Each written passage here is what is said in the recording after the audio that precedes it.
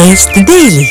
ಇಂದು ICC ಮಹಿಳಾ ಏಕದಿನ ವಿಶ್ವಕಪ್ ಫೈನಲ್ ಭಾರತ ವರ್ಸಸ್ ದಕ್ಷಿಣ ಆಫ್ರಿಕಾ ನಡುವೆ ಒಂದು ಐತಿಹಾಸಿಕ ಫೈನಲ್ ಇದೆ.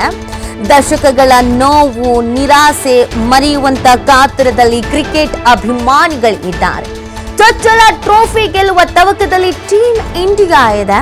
ಈ ಮುಖಾಂತರವಾಗಿ ದಶಕಗಳ ಬೇಸರ ನಿರಾಸೆ ಏನಿತ್ತು ಅದು ಇವತ್ತಿಗೆ ಕೊನೆ ಆಗತ್ತೆ. ನಾವು ಗೆದ್ದೇ ಗೆಲ್ತೀವಿ ಅನ್ನೋದೊಂದು ನಿರೀಕ್ಷೆಯನ್ನ ಇಟ್ಕೊಂಡು ಕಾಯಲಾಗ್ತಾ ಇದೆ. ದಶಕಗಳ ಕನಸು ನನಸಾಗುವಂತ ಸಮಯ ಸನ್ನಿಹಿತ ಅನ್ನುವಂತ ಭರವಸೆಯಲ್ಲಿ ಪ್ರತಿಯೊಬ್ಬ ಭಾರತೀಯರು ಕೂಡ ಇದ್ದಾರೆ. ಇತಿಹಾಸವನ್ನ ನಿರ್ಮಿಸುವುದಕ್ಕೆ ಟೀಮ್ ಇಂಡಿಯಾ ವನಿತೆಯರು ಕೂಡ ರೆಡಿ ಆಗಿದ್ದಾರೆ, ತುದಿ ಗಾಲಿನಲ್ಲಿ ನಿಂತಿದ್ದಾರೆ. ಹಾಗಾಗಿ ಇವತ್ತಿನ ಮ್ಯಾಚ್ ಬಗ್ಗೆ ಸಾಕಷ್ಟು ನಿರೀಕ್ಷೆಯನ್ನ ಇಟ್ಕೊಂಡು ಕಾಯಲಾಗ್ತಾ ಇದೆ.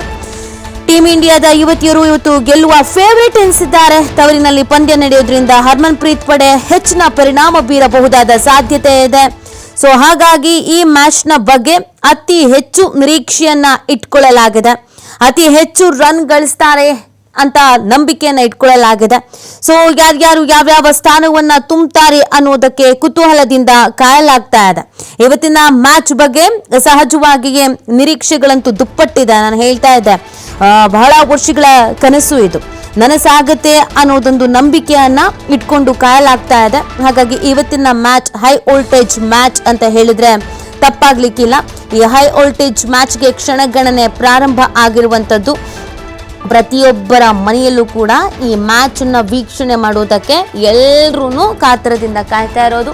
ಇನ್ನೊಂದು ಕಡೆಯಲ್ಲಿ ಅಭಿಮಾನಿಗಳು ದೇವರ ಪೂಜೆ ಸಲ್ಲಿಕೆ ಮಾಡ್ತಾ ಇದ್ದಾರೆ, ಅಭಿನಂದನೆಯನ್ನ ಸಲ್ಲಿಸಬೇಕು ಅಂತ ಕಾತುರರಾಗಿ ಕಾಯ್ತಾ ಇದ್ದಾರೆ.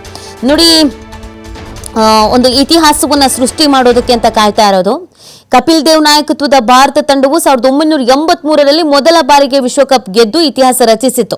ಮಹಿಳಾ ಕ್ರಿಕೆಟ್ನಲ್ಲಿ ಅದೊಂದು ಐತಿಹಾಸಿಕ ಸಾಧನೆಯನ್ನ ಮಾಡೋದಕ್ಕೆ ಹರ್ಮನ್ ಪ್ರೀತ್ ಕೌರ್ ನಾಯಕತ್ವದ ಭಾರತ ತಂಡವು ಇದೀಗ ತುದಿಗಾಲಲ್ಲಿ ನಿಂತು ಕಾಯ್ತಾ ಇರುವಂತದ್ದು. ನವಿ ಮುಂಬೈನ ಡಿವೈ ಪಾಟೀಲ ಕ್ರೀಡಾಂಗಣದಲ್ಲಿ ಏಕದಿನ ಕ್ರಿಕೆಟ್ ವಿಶ್ವಕಪ್ ಟೂರ್ನಿಯ ಫೈನಲ್ ಪಂದ್ಯ ನಡೆಯುತ್ತೆ.